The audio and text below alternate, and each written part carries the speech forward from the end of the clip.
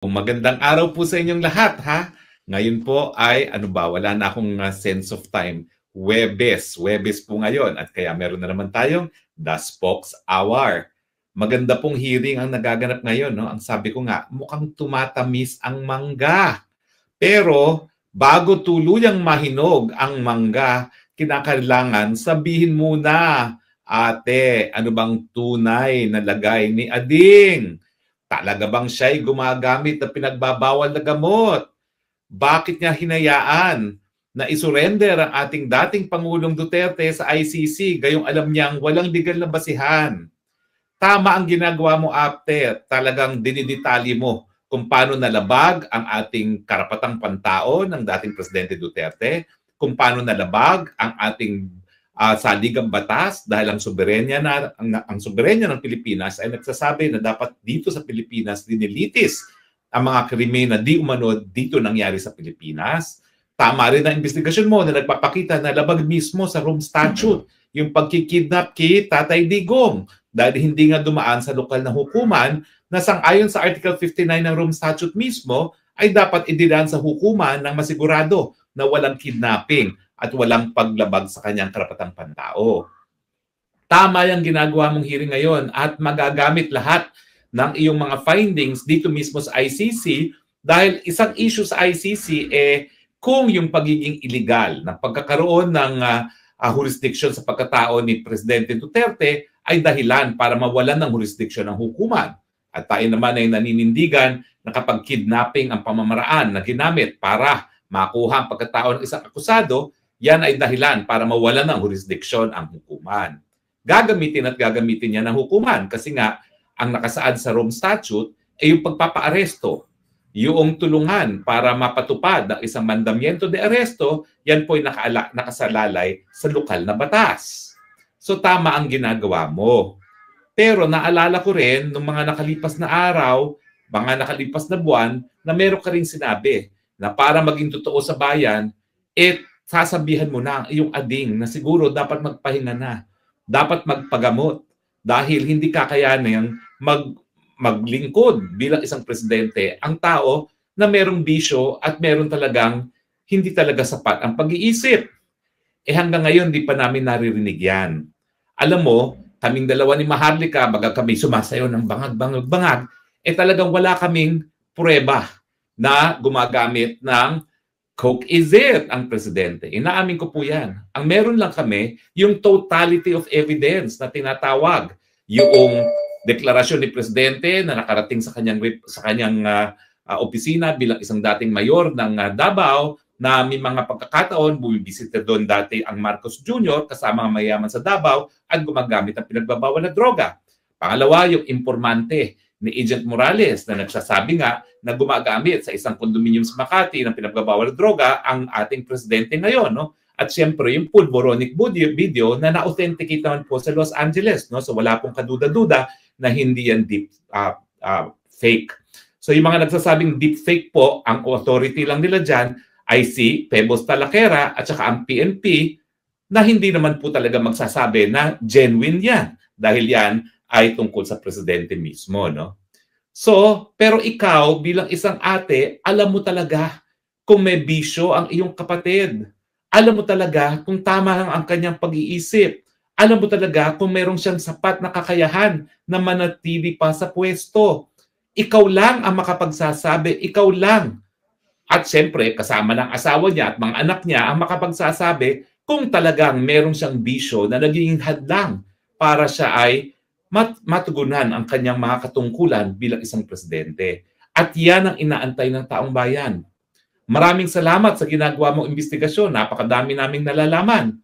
Unang-una, nalaman natin na talagang meron pala talaga silang oplan sa PNP para arestuhin ang presidente, ang dating presidente, na alam na nila lahat ng mga lugar ng mga tinutuluyan ng presidente, ng kanyang mga kaibigan, ng kanyang mga kamag-anak, no? At alam pa nila yung mga mapa para kung saan siya aarestuhin, no? At buwan, kung hindi taon na ang lumipas, na talagang meron na silang ganitong plano. So bukod pa doon sa pagsisinungaling ng ilang mga opisyals na wala na silang pagtutulungan na gagawin sa ICC, ang katotohanan pala Bagamat dakdak sila ng dakdak na hindi na kami makipagtulungan, nagsisinungaling ang presidente mismo na talagang itataguyod ang soberenya ng bansa, behind the scenes pala, pinagpaplanuhan na kung paano talaga isusurrender ang presidente, ang dating presidente sa ICC. At ang plano ngayon na na-implement, baliwalain ang Rome Statute mismo, yung tratado na bumuo sa ICC. Dahil kung yan ay hindi binaliwala, dinala muna sa lokal na hukuman ng presidente. Baliwalain ang ating saligang batas, baliwalain ang ating mga batas. Kasi alam nyo, yung proseso na dapat sinundan nung nakasaad sa Rome Statute na dapat dinala muna sa lokal na hukuman, ang proseso na susundan ay yung proseso ng extradition. At dapat hinarap sa RTC, inasserted ng identity, sinigurado ng karapatan ay narespeto at sinigurado na merong jurisdiction yung hukuman na humihingi. Kung talagang yan ay dumaan sa Korteng Pilipinas, siguradong-sigurado ko ang sagot ng Korteng Pilipinas, unang-una, hindi na kami miyembro ng ICC. Pangalawa, bukas naman ang hukumang Pilipino, hinding-hindi yan napadala sana si dating Presidente Rodrigo Roa Duterte sa dahig. So, yung plano na nalantad ngayon sa Senado, yan ay nagpapatunay na sinungaling ang Marcos Jr. Mas mabuti pa siguro at least si Secretary Remulla, kasi miski hindi natin gusto ng kanyang pinagsasabi, hindi siya ever nagsinungaling. As early as August of 2023, sinagsalita na siya na posibleng makipagtulungan sa ICC dahil sabi nga niya, bagamat mali, na kapag nag-request ang Interpol, kinakailangan sumunod. Ang pagkakamali niya siyempre, yung paniniwala niya, palibasa, kung magkakaroon ng red notice, dapat sumunod dahil parang mandamiento de arresto ang red notice. Hindi po. Nagkaroon pala talaga ng opinion sa DOJ mismo na ang red alert notice ay hindi international warrant of arrest. At ang pagpapatupad niyan ay sang-ayon pa rin sa lokal na batas. At ang isang magandang lumabas ngayon, yung tinatawag na administrative arrest para sa mga dayuhan, ay para sa dayuhan lamang. At ngayon, kinakailangan meron pang intervention ng hukuman nang masigurado na yung karapatang pantao ng dayuhan sa Pilipinas ay nare-respeto. Kasi yung ating Bill of Rights, hindi naman para Pilipino lang yan. Yan ay para sa lahat ng naririto sa ating teritoryo at lahat ng karapatang pangtao ay obligasyon ng Estado ibigayan sa lahat ng tao sa kanyang teritoryo, ke Pilipino, ke hindi. Now, nang kanina po, na-contempt din yung isang ambassador Lacanilao kasi nga, ano ba naman yan? Hindi daw niya alam na nawala na sa Villamor Air Base yung presidente. Alam natin lahat sinakay na sa eroplano.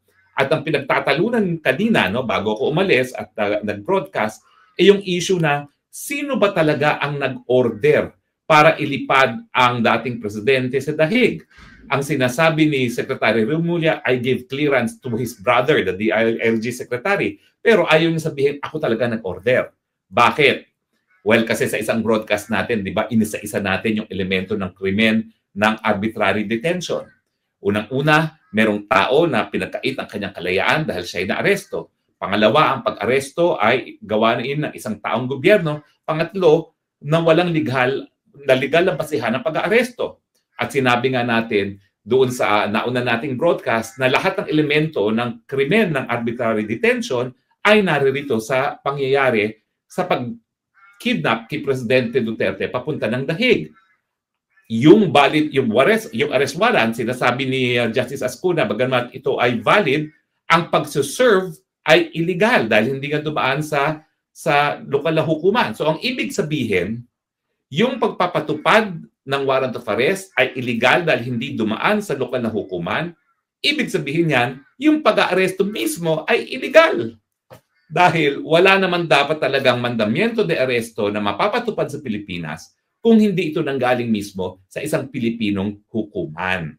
Yun po yung importansya at kinikilala po yan ng mga bansa na bumuo ng Rome Statute at ng ICC na dapat para marespeto ang karapatan ng lahat ng tao na inaaresto sa bisa ng mandamiento de arresto ng ICC, dapat idaan muna sa lokal na hukuman at ang basihan ng lokal na hukuman kung legal o hindi ang pagpapadala sa dahig ay ang lokal na batas. At ang lokal na batas natin, meron po tayong presidential decree na hanggang ngayon hindi pa po nare-repeal kung paano yung proseso ng extradition.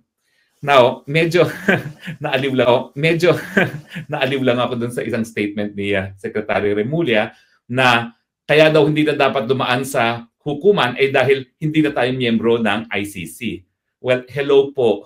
Dahil hindi na nga tayo miyembro ng ICC, wala nang dahilan para isilbi natin ang mandamiento de arresto ng ICC. Hindi po yan dahilan para hindi sumunod sa Rome Statute. Ibig sabihin, kung kikilalanin mo yung jurisdiksyon ng hukuman ng ICC, dapat kilalanin mo rin kung ano yung mga nakasaad sa tratado na bumuo ng ICC. Di ba? So mali po yung ganung reasoning na palibasan din na tayo miyembro ng ICC, hindi na dapat sumunod dun sa proseso kung paano aarestuhin sa bisa ng isang mandamiento ng de arresto na inisyu ng ICC. Ang dapat dyan, dahil hindi na tayo miyembro, huwag na tayo talagang makipagtulungan dahil wala ng bisa yung warrant of arrest sa ating teritoryo. So, yun lang po, no? Pero halatang-halata naman, no, na talaga nagpapalusot na lang ang mga miyembro ng gabinete at kaya sila nag-i-invoke ngayon ng executive privilege kasi alam nila non-bailable ang pwedeng isampa ni dating Presidente Rodrigo Roa Duterte laban sa lahat na nag-utos at nagpatupad ng illegal na kanyang arrest at ng kanyang extraordinary rendition sa The Hague. Alam mo malungkot, itong mga pangyayaring ito, gaya ng ginawa nila kay dating Presidente Rodrigo Roa Duterte, kung hindi nila sinunod ang ating saligang batas, ang karapatang pantao, ang batas na lokal, at ang tratado na buo sa ICC, bakit naman ang mga ordinaryong mamamayan ay susunod sa lokal na batas? Yan po ang dahilan kung bakit itong si Anson K. at ang kanyang driver ay karumal-dumal na pinatay matapos nagbayad ng ransom. At ang nababasa ko sa mga ilang reports na ilang mga periodista, abay, ang hiningi napakalaki, parang 100 million ata, dollars. Bumaba at nagbayad ng 60 million at 100 million, pero pinatay pa rin si Anson K. at ang kanyang driver. Kaya nagkakaroon na ganito mga karumal-dumal na mga krimen. Unang-una, leadership by way of example. Kung ang pinakamataas na presidente ng Pilipinas ngayon, na si Marcos Jr., ay hindi sumunod sa batas kung paano aarestuhin ng isang tao gaya ng isang dating presidente sa bisa ng mandamiento de arresto ng ICC, bakit pa ang mga ordinaryong mga mamamayan ay susunod din sa batas kriminal natin? Di ba po? It's leadership by way of example. Kung gusto natin mapatupad ang ating mga batas, lalong-lalo na yung ating revised penal code na nagpapataw ng parusa sa mga heinous crimes gaya ng kidnapping, dapat yung chief executioner ng batas, yung pangunahing opisyales, ang presidente, na ang kanyang katungkulan ay ipatupad ang batas, siya mismo dapat sumusunod sa batas. Pero ang pagdinig ni tumatamis na mangga ay nagpapakita na binaliwala ng pinakamataas na tagapagpatupad ng ating batas, ang ating saligang batas at ating mga batas at ang tratado mismo ng ICC. Sino ngayon ang sa ordinaryong Pilipino ang maniniwala na dapat sumunod sila sa batas? At yan ang dahilan kung bakit ngayon lantaran ang mga heinous crimes na nangyayari gaya sa karanasan ni Anson K. at ng kanyang driver. Wala na kasing rule of law. Kaya hindi na natatakot ang mga kriminal na gumawa ng krimen. Alam niyo po yung usapin na kung ang death penalty ang siyang magiging dahilan para matakot ang mga krimen, matagal na pong hindi yan pinaniniwalaan. Bakit? Ang magbibigay takot sa puso at isipan ng mga kriminal, hindi po ang death penalty, kung hindi yung pagpapatupad ng batas. Hindi po gumawa ng ganyang krimen ang mga kidnappers at murderers ni Anson K. dahil natatakot sila dahil hindi sila natatakot sa batas dahil wala namang death penalty. Ginawa po nila yan dahil alam nila na kung ang presidenteng nakaupo ay gumagawa ng krimen, hindi napaparusahan, lalong-lalo na kung ang biktima ay dati ring presidente, bakit naman sila mapananagot sa kanilang mga krimen? Ibig sabihin, pag binaliwala ang rule of law dun sa highest level at ang naging biktima ay dati pang presidente, bakit naman ang ordinaryong mamamayan magkakaroon ng proteksyon ng batas? Di ba po? Kinakailangan ibalik natin ang takot at isipan sa mga kriminal sa pamamagitan ng pagpapatupad ng batas. Ang dahilan kung bakit mapapababa natin muli ang kriminalidad yung ginawa ni Presidente Duterte. Wala namang death penalty ng panahon ni Presidente Duterte. Bakit bumaba ang krimen? Kasi pinatupad niya ang batas. Hinuli niya ang mga drug pushers. Pinakulong niya ang mga drug pushers. At pinanindigan niya ang karapatan ng pulis na kung kinakailangan protektahan ang buhay ng pulis, sang-ayon sa international human rights standards, kung merong real threat at ang ginamit na puwersa ay proportionate and reasonable given the threat to the life of the policeman, pinanindigan ni Presidente ang pagdedepensa sa sarili ng mga alagad ng batas. Hindi ko sinasabi na lahat ng pulis ay ganyan, pero meron namang mga pulis na na-convict. Yung killer ni Kian de los Angeles, ni killer ni Kian. O, di ba, napatawa naman yan ng parusa at meron pang ilang mga kaso. Sabi nila kakaunti. Bakit? Ilang bang kaso nalitis na ICC? Ilang ba na-convict dyan sa ICC na yan? Mabibilang mo lang sa iyong mga daliri. O, di ba? Anyway, pero ang mensahe po, hindi po ito politika. Totoo po na naging mas mapayapa ang ating lipunan kay Duterte. Pero hindi ko po sinasabi yan dahil ako'y maka-Duterte. Sinasabi ko po yan dahil si dating Pangulong Duterte, palibasa dating piskal na naglilitis sa mga kriminal, ay pinatupad ang mga batas kriminal natin dahilan kung bakit natakot ang mga kriminal na gumawa ng mga krimen. At siya mismo ay nagpakita sa kanyang araw-araw na buhay na siya ay tumutupad din sa batas. Unang-una, hindi siya nagpayaman. Bakit? Kasi nung piskal siya, specially deputized prosecutor siya ng mga taong gobyerno na akusado sa paglabag ng anti-graft law. Yan ang nakakalimutan ng taong bayan. Kaya nga yung bahay niya, ang tawag ko, bahay kalapate, na hindi ko po pwedeng tirhan. At talagang nadurog ang puso ko nung nalaman ko na isang dating presidente ay nakatira roon. At lalo talaga akong humanga sa kanya dahilan kung bakit hanggang ngayon nandito ako sa Hague, hindi ko siya iniiwan dahil naniniwala ako na siya ay magsisilbing halimbawa sa mga kabataan na po pwede at dapat manungkulan sa bayan na hindi nagpapayaman. So ang mensahe po, hindi po politika ang mensahe rito ha. Yung mga karumal-dumal na krimen na naging biktima si Mr. Ket at kanyang driver, yan po ay dahil hindi pinapatupad ang batas ng gobyerno ni Marcos Jr. At ang nasa isipan ng marami, kung ang dating presidente ay nakidnap ng administrasyon ni Marcos Jr. at pinadala sa mga dayuhan para husgahan, bakit matatakot ang ordinaryong Pilipinong gumawa ng krimen? Ngayong ang tagapagpatupad ng batas ay siya mismong lumalabag sa batas. Yan ang usapin kung siya ay coke user. Kung siya talaga ay seryoso sa kanyang katungkulan na ipatupad ng batas, matagal na siyang nag-hair follicle test. Itigil mo na yung paghahabol kay Harry Roque na sinasabi mong nagkakalat ng pulboronic budyo. Sisihin mo ang sarili mo. Bakit may ganyang larawan? Uulitin ko, kahit anong sabihin mong deepfake yan, hindi naman rinilis yan ni Maharlika nang walang authentication galing sa isang dalubhasa. At aaminin ko na hindi lang isa yan, dalawa yan. Tatlo pa nga dahil meron ako mismong computer app na ginamit bago yan pinakita sa publiko.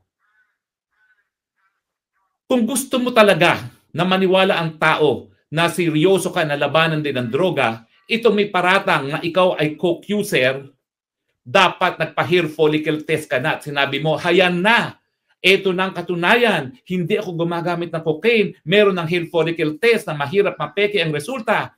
Kaya ngayon, seryoso ko na lalabanan at huhulihin at paparusahan ang mga nagbebenta ng droga sa lipunan. Di ba po? Pero hindi. Iniiwasan. Ayaw harapin. Anong iniisip ng tao? Baka totoo. Kaya yung mga naniniwala sa pulboronic video, hindi yan dahil kay Harry Roque. Dahil yan doon sa naunang sinabi na ni Presidente Duterte, yung naunang sinabi na ni Agent Morales at kanyang mga informant, at syempre, yung pulboronic video na ayaw mong sagutin. Di ba sabi nga nila sa batas ng ebidensya, silence may be an admission of guilt. Dahil kung hindi totoo yan, matagal mo nang pinasinungalingan sa pamamagitan ng hair follicle test. So maganda pong pangyayari ngayon, tumatamis ang mangga. Pero tumatamis man ang mangga, hindi mahihinog na tuluyan kung hindi isisiwalat ang katotohanan sa pagkatao ni Ading. Yan ang inaantay natin kay Ate Manang. So Manang, gusto kita at maraming salamat sa ginagawa mong investigasyon dahil lumalabas ang katotohanan na biktima ng kidnapping ang dating Presidente Rodrigo Roa Duterte. Pero hindi pa ito sapat. Ang issue, bakit ganyan ang iyong Ading? At ang sagot dyan, alam mo yan dahil kapatid ka. Nakita mo kung paano lumaki yan. Nakita mo kung paano lumaki yan sa high society at kung talagang gumagamit ng cocaine dahil alam namin sa high society, lantaran talaga ang paggamit ng cocaine. Yan ang isiwalat mo sa bayan. Baka mag-number 1 ka pa sa eleksyon.